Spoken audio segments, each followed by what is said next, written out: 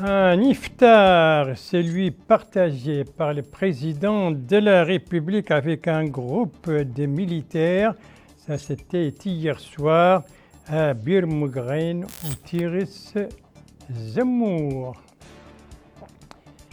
Une visite, celle que viennent d'effectuer au Gorgol les ministres de l'hydraulique et de l'assainissement, l'occasion pour lui d'inspecter les installations hydrauliques en construction dans cette wilaya. Un festival, celui des Nuits del Met, autrement dit les louanges du prophète Mohammed, paix et salut sur lui. Eh bien, ce festival a commencé hier soir ici à Nouakchott dans sa 11e édition. Voilà pour les principaux titres du journal et c'est parti. Madame, Mademoiselle, Monsieur, bonsoir et bienvenue à votre 22h de ce samedi 20 Ramadan 1445, ce qui correspond au 30 mars 2024. Un journal que nous commençons donc par les images qui défilent devant vous. Que nous commençons donc à Bir Mougraine, au Tiris Zemmour, Bir Mougraine qui vient d'abriter un iftar présidentiel. Ça, c'était hier soir à l'occasion, lors de l'arrivée du président de la République sur la piste d'aérodrome de cette ville du Tiris Zemmour, le président de la République qui salue ici les personnalités qui étaient à son accueil et les unités aussi. Donc le président de la République, M. Mohamed Ould Cheikh El Ghazouani, qui continue à s'allier ici à son arrivée hier soir, donc, qui est venu à Bir Mougraine pour partager un iftar avec un groupe de militaires, officiers et sous-officiers donc, qui sont stationnés dans cette ville du fin fond du Tiris Zemmour. Ça, c'était à son arrivée hier soir. Eh bien, l'iftar a commencé, vous le voyez. Et il faut dire donc que ce déplacement présidentiel vers cette localité, fin fond donc, la localité reculée du pays, ce déplacement, si besoin est, traduit la gratitude du président de la République, M. Mohamed Ould Cheikh El Ghazouani, envers le corps de l'armée et sa reconnaissance du rôle des soldats dans la défense de la souveraineté nationale et cela au prix de leur vie. Et vous le voyez donc, le président de la République était accompagné par une délégation de haut niveau qui a participé aussi à cet iftar. Il s'agit du ministre secrétaire général de la présidence de la République, du ministre chargé du cabinet du président de la République, du ministre de la Défense nationale, du chef d'état-major général des armées, du chef de l'état-major particulier du président de la République, du directeur général du protocole d'État, ainsi que du wali du Tiris Zemmour et le commandant de la 2e région militaire du Tiris Zemmour. Eh bien, l'iftar a été marqué donc par les prières, bien sûr la prière d'El Maghreb, mais aussi la prière d'El Isha et celle de Tarawih, et tout cela en présence du président de la République, M. Mohamed Ould Cheikh El Ghazouani. Donc, vous le voyez, a participé donc à partager cet iftar. Geste qui traduit donc sa reconnaissance et sa gratitude pour le corps de l'armée. Je le signale en passant, le président de la République a regagné Nouakchott hier soir, juste après cet iftar. Lui aussi était à l'intérieur du pays. Lui, c'est le ministre de l'hydraulique et de l'assainissement. Il était hier donc au Gorgol pour une visite d'inspection. Alors, sur l'objectif de cette visite, sur les activités du ministre et les différentes étapes de sa visite, des précisions avec ce reportage de notre correspondant permanent, Mohamed Ali Salek, compte rendu revient en français par Aminata Khan. ministre de l'Hydraulique et de l'Assainissement a effectué une visite au niveau des installations hydrauliques en construction dans la wilaya du Gorgol, plus précisément dans la commune de Teranga, relevant de la Moukata Dombout, qui a constitué la première étape de la visite qui coïncide avec l'achèvement du forage de l'un des puits du village de Rokwa qui produit 20 mètres cubes d'eau par heure et fait partie d'un programme de forage de 116 puits mis en œuvre par le projet sectoriel d'eau et d'assainissement. La seconde étape de la visite a eu lieu au niveau de la deuxième phase du projet d'Eptout Chergui où le ministre a inspecté les différentes composantes de ce projet à partir de la station de pompage en passant par la station d'épuration jusqu'au réservoir et aux canalisations. Le ministre a donné de fermes instructions aux entreprises qui exécutent le travail pour accélérer les travaux en respectant les conditions requises dans les cahiers des charges. Le ministre est également enquis des conditions de vie des habitants dans certains villages de la Moukata de l'Ixeba et a été informé du niveau des services qui leur sont fournis, donnant des instructions aux autorités concernées pour qu'elles travaillent à être plus proche des citoyens. À Magama, le ministre a supervisé le démarrage d'un projet d'augmentation de la production et de la réhabilitation des réseaux de distribution dans 3 villes, Magama, Boumdé et Woulienge, en plus du renforcement des capacités des centres de gestion dans ces villes. Il a également appelé l'entreprise exécutante de travailler à respecter les délais fixés pour la mise en œuvre de ces infrastructures. En marge de la visite, le ministre a indiqué qu'elle s'inscrit dans le cadre de celle qu'il effectue de temps à autre pour s'assurer de l'état d'avancement des réalisations en cours, mais également du déroulement du travail dans les services des départements dans les différentes wilayas du pays, conformément aux instructions du président de la République. Le ministre a précisé que le budget a augmenté cette année dans toutes les wilayas du pays, appelant toutefois les citoyens à lutter contre la sédentarisation anarchique pour aider l'État à une meilleure rationalisation des moyens et tendre vers l'amélioration des offres des services publics.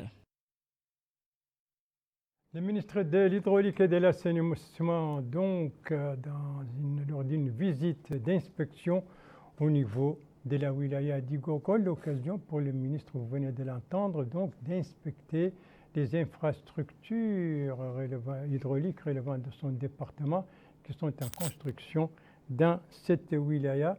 Et c'était à l'occasion de cette visite d'information, une visite qui intervient en plein mois du Ramadan, ce mois béni dont nous venons de terminer la 20e journée consécutive. Et alors l'animation dans le cadre de ce mois béni s'intensifie au fur et à mesure que le mois avance, et s'intensifie tant sur le plan spirituel que sur le plan matériel.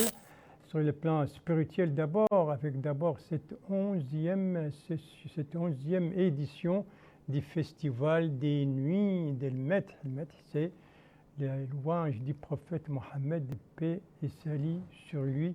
Cette 11e édition a commencé hier soir ici à Nouakchott, ou précisément Abdullah Demeba.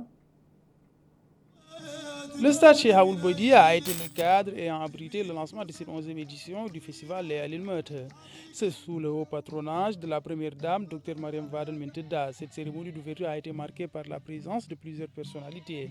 Madame Aziza Ment Mahfoul Kourbali, secrétaire générale du ministère de la Culture, de la Jeunesse et des Sports et des Relations avec le Parlement, a affirmé que le Médina Naboui occupe une place prépondérante dans le cœur des Mauritaniens, ce qui souligne-t-elle témoigne de leur attachement au messager d'Allah. Elle a par ailleurs indiqué que l'instauration du prix du président de la République pour les arts est une preuve du soutien des hautes autorités du pays au monde des arts et de la valorisation du patrimoine artistique national.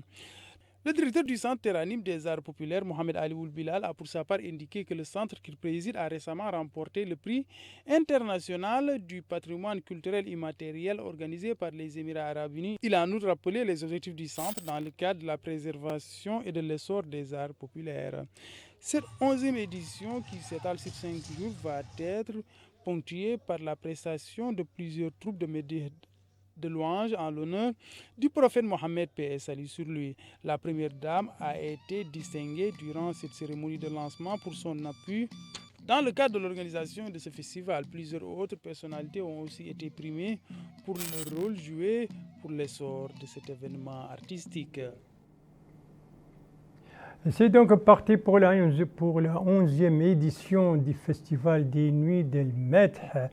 Cette 11e édition qui doit durer 5 jours et qui a été lancée depuis hier et qui est placée sous le patronage de la première dame, Dr Mariam Vadel Da. Eh bien, l'autre aspect de cette animation de ce mois béni, toujours dans le volet spirituel, avec la conférence quotidienne qui se tient et qui a pour cadre depuis le début du mois la grande mosquée de Nouakchott. Alors, celle d'aujourd'hui, ce samedi 20 Ramadan 1445, quel était ces thèmes, autrement dit du côté religieux que du côté médical? Réponse avec Moussa Ndiaye. L'importance des 10 derniers jours du mois béni du Ramadan est le thème de ce jour 20 Ramadan de 1445 de l'Hégire dans le cadre du programme radiophonique de Rawdat al-Siyam. Le deuxième thème du volet santé et Ramadan est la chirurgie orthopédique et ses effets sur le Ramadan. Abordant le premier thème du jour, Fadilat al-Faqih Mohamed ou Mohamed Messoud a expliqué l'importance des 10 derniers jours du Ramadan en précisant que si ce mois est important, sachez que sa clôture sera plus importante. Il a illustré son intervention par les actes du prophète Mohammed, paix et salut sur lui, durant les 10 derniers jours de ce mois dit Ramadan. Sur le plan Ramadan et santé, Dr Cheikh Al-Mustafa Oulerebi a présenté son exposé sur l'orthopédie tout en mettant l'accent sur la chirurgie orthopédique. Il a saisi cette occasion pour expliquer le traitement chirurgical des affections des membres supérieurs et inférieurs. Cette conférence quotidienne de Rawdat al-Siyam est la 20e du mois béni du Ramadan de 1445 de l'Hégire, à quelques jours de la grande fête que la Oumma islamique s'apprête à célébrer avec tous les honneurs. La nuit du destin et les dernières dizaines, les derniers jours, les 10 derniers jours du Ramadan, la chirurgie orthopédique, voilà les thèmes de la conférence quotidienne de la journée d'aujourd'hui, conférence qui se tient comme d'habitude à la grande mosquée de Nouakchott. L'animation maintenant du côté matériel et distribution a commencé par les opérations de distribution entreprises par le MASEF, le ministère de l'Action sociale, de l'enfance et de la famille, des opérations de transfert monétaire à travers la Moripost. Précision avec Aminata Khan. La société Moripost ouvre ses portes aujourd'hui pour les bénéficiaires des opérations mises en place par le ministère des Affaires sociales, de l'enfance et de la famille. Ces opérations concernent les personnes à mobilité réduite, les femmes chefs de ménage, mais également des personnes vulnérables qui ont besoin d'aide et de soutien en ce mois béni du Ramadan et pour mieux préparer la fête de Korité.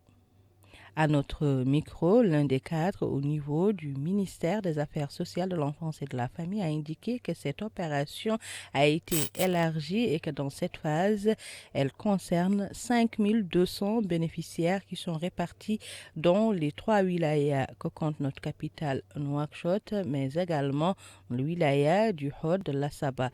Poursuit que l'opération va se poursuivre même pendant les jours du week-end car la Moripost a tout mis en œuvre pour la célérité de l'opération mais également pour plus d'efficacité. S'exprimant au nom de la société, Ce cadre, au niveau de Moripost, a indiqué que Moripost a mis en place les dispositifs nécessaires et que les gens font la queue dans de très bonnes conditions dehors, assis sous une tente climatisée et qu'une fois à l'intérieur, les formalités sont rapides car la digitalisation au niveau de la société est devenue une condition sine qua non. Il poursuit en indiquant que les opérations se dérouleront dans de très bonnes conditions car plusieurs guichets seront ouverts même les jours fériés. Les bénéficiaires ont remercié le ministère des Affaires sociales pour cette aide qui est venue durant-il à point nommé en ce mois où la solidarité et l'entraide doivent prévaloir.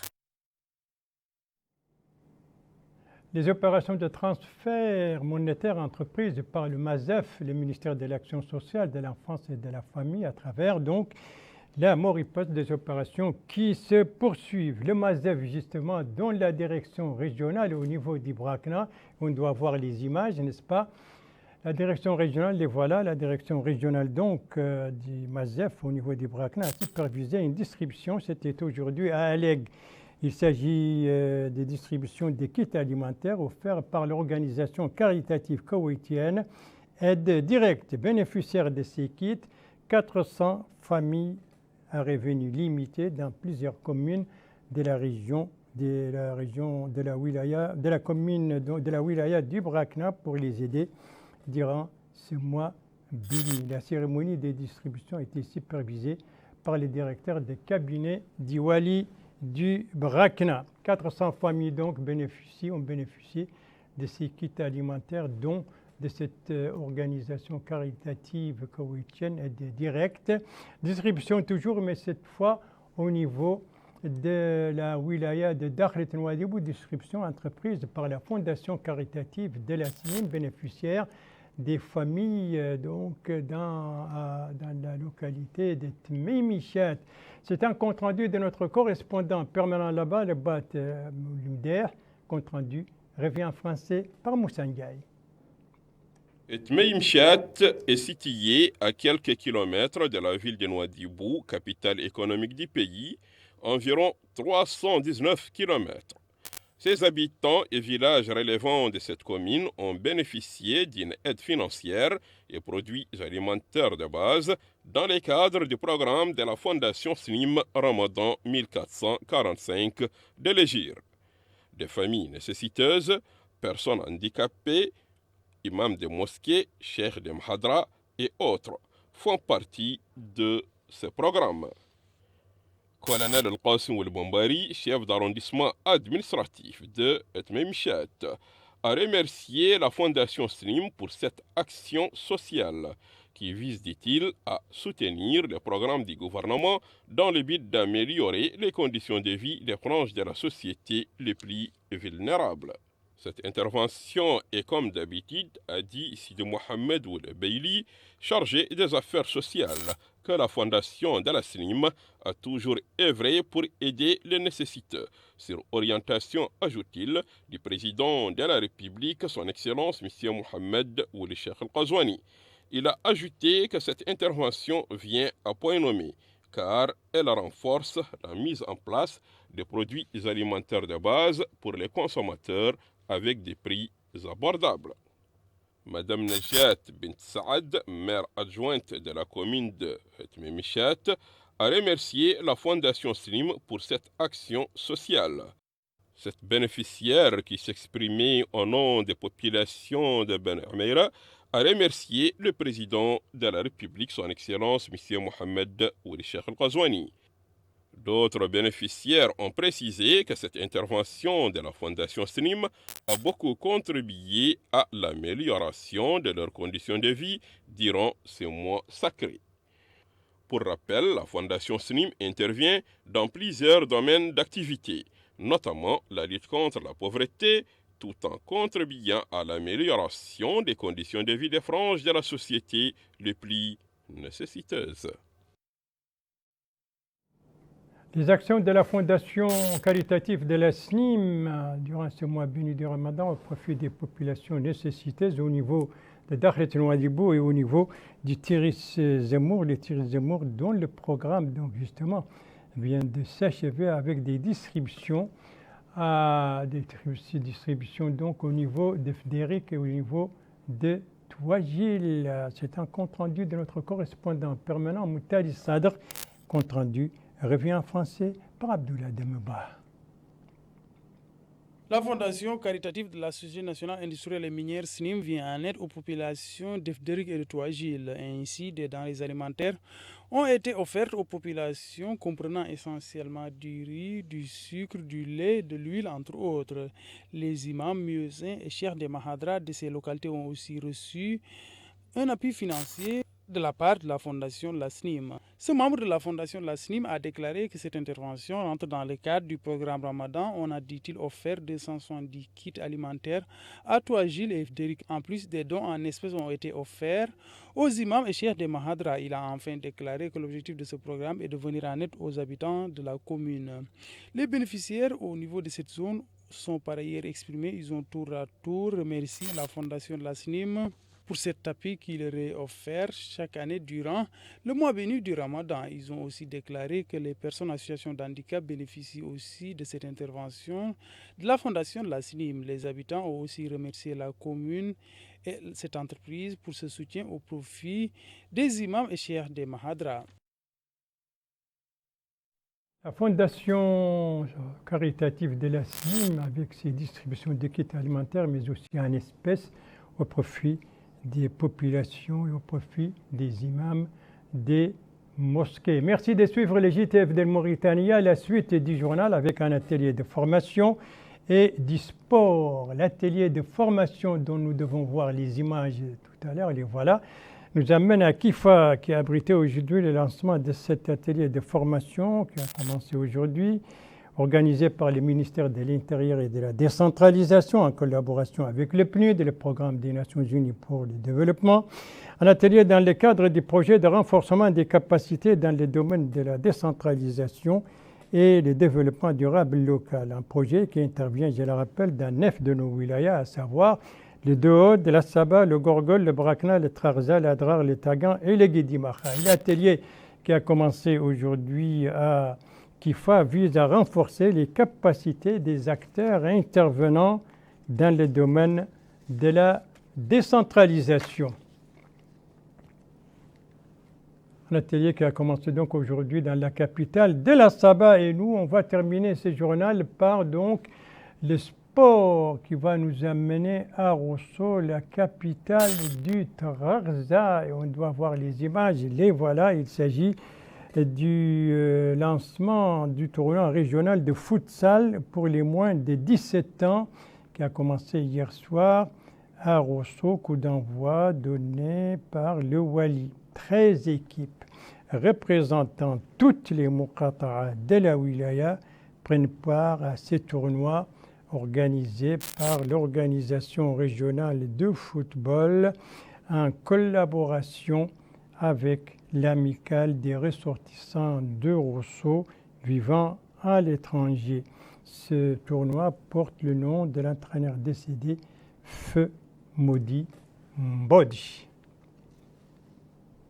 Un tournoi donc avec participation de 13 équipes venues de représentant toutes les muqata'a de la wilaya du Trarza. Et c'est un tournoi donc qui concerne les moins de 17 ans, un tournoi de futsal qui a démarré hier soir.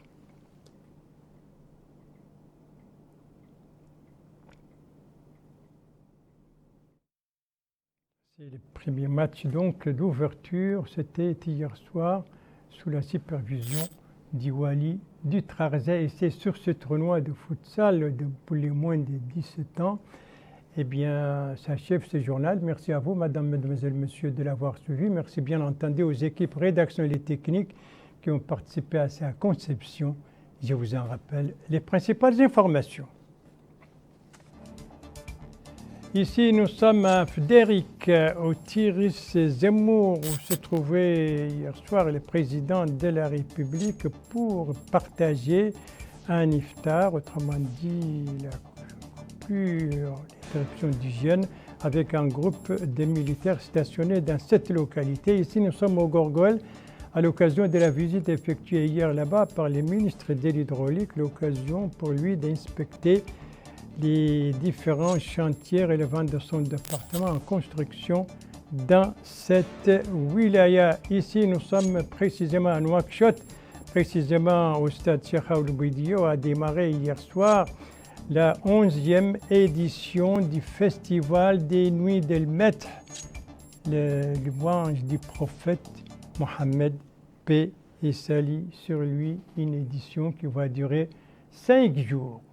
Voilà, il ne me reste plus qu'à vous souhaiter une très très bonne fin de soirée, une très très bonne fin de semaine et bien entendu un très bon jeûne du mois de Ramadan dont la troisième et dernière dizaine commence demain, une dizaine appelée communément la dizaine des ânes parce que les jeûneurs commencent à avoir moins d'énergie, sinon pas d'énergie et les journées deviennent très longues. C'est pourquoi on l'a appelé la dizaine des ânes, comme disent les anciens qui ont appelé la deuxième dizaine la dizaine des chameaux et la première dizaine la dizaine des chevaux. Et cela se comprend parce qu'à l'époque, les ancêtres n'avaient comme moyen de locomotion que le cheval, le chameau ou l'âne. Et puis ils comparent justement, vous savez que le cheval est plus rapide que le chameau est moins rapide que le cheval mais plus rapide que l'âne. Et c'est pourquoi les anciens ont voulu un peu mettre chaque animal sur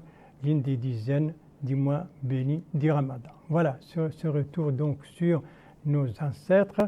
Un très bon jeûne du Ramadan et je vous donne rendez-vous, Inch'Allah, vendredi prochain à la même heure, 22h. Bonsoir.